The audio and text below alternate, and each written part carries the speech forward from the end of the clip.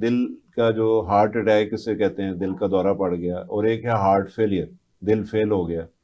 तो ये इन दोनों में क्या फ़र्क है डॉक्टर साहब, ये जो?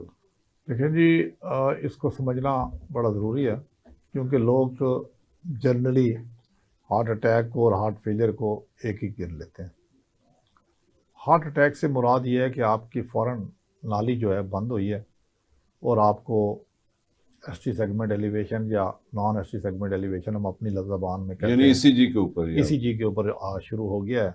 और वो दर्द ऐसा है कि जो 20 मिनट से ज़्यादा चल रहा है, और उसमें पसीने भी आ रहे हैं, उसमें बाजुओं में भी दर्द जा रहा है, कई लोगों में गर्दन में भी कई लोगों में जा रहा है, और वो दर्द रिलीव नहीं हो रहा। और उसके साथ ईसीजी की चेंजेस भी बड़ी सिग्निफिकेंट आ गई हैं।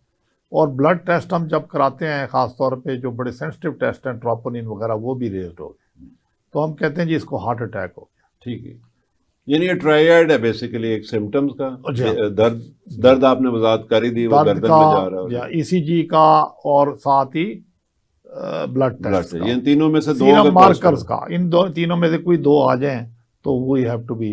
तो ये हार्ट अटैक है बेसिकली। ये होता है जब दिल के जो शरियाने खून लेके दिल की तरफ जा रही नाजरीन, वो तंग हो जाएं और खून वो को बंद हो ऑक्सीजन ना रही मिले, हैं, हाँ वो पूरी बंद हो रही हैं, या थोड़ी सी उनमें से गुंजाइश है और बंद हो रही हैं, बंद लगी हो हैं रही है, या तो हो गई हैं। वो फिर जो हार्ट का मसल है उसमें वो इन्फाक्ट हो जाता है, यानी उसमें डैमेज हो हो सकती है। जाता है। वो अपना फिर जाहिर है उसने धड़कना है, जी हाँ। वो उस तरह से धड़केगा नहीं और उतना ब्लड सप्लाई नहीं मुतासर हो जाएगी। अचानक अगर वो बहुत ज़्यादा एरिया अगर उसमें डैमेज हो जाता है तो दिल बंद भी हो सकता है, उसकी कॉम्प्लिकेशन। तो इसको एमआई कहते हैं, इसको मायोकार्डियल इंफार्क्शन। इन्फॉक्शन कहते हैं, तो और इसकी कॉम्प्लिकेशन है कार्डिक फेलियर।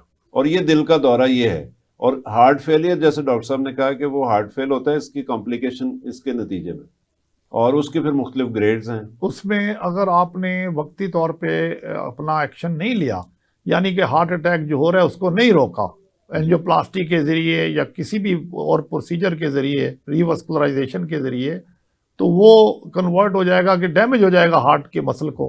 अगर वो डैमेज बढ़ा है तो उसकी कॉम्प्लिकेशन ये है कि एक कॉम्प्लिकेशन है हार्ट फेलियर, तो वो मरीज फिर हार्ट फेलियर में जा सकता है। यानी फेलियर का मतलब ये है कि जो वो अपना फंक्शन कर रहा था, जो वो दिल हर धड़क के 70 मरतबा 80 मरतबा वो धड़कता है और वो खून को पूरे जिस्म में पहुंचाता है, तो वो उस तरह से, उस एफिशिएंसी से, उस जो है वो उसकी कारकर्दगी जो है वो मुतासर हो गई है। वो उस एफिशिएंसी से दिल खून नहीं पहुंचा रहा है, ये मतलब है उसका? बिल्कुल सही कह रहे हैं। वो जिस तरह उसने ब्लड पंप करना था, वो ब्लड पूरी तरह पंप नहीं हो रहा, क्योंकि उसके जो एरियाज हैं, जो हार्ट के मसल्स हैं, वो डैमेज्ड हैं, वो अपना काम नहीं कर रहे।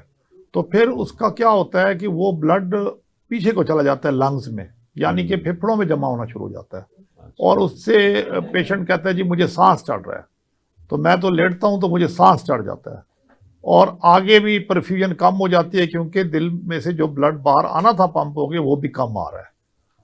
तो वो कहता है जी मुझे तो अब मेरे हाथ पांव भी ठंडे होते हैं। यानी फेफड़ों में पानी जो चला जाता है, जो जी हाँ। कई लोग फिर लेट नहीं सकते। हाँ, आप वो ये कार्डिक फेलियर उसकी एक कॉम्प्लिकेशन है। जो कार्डिक फेलियर हुआ है वो इसका एक साइन है।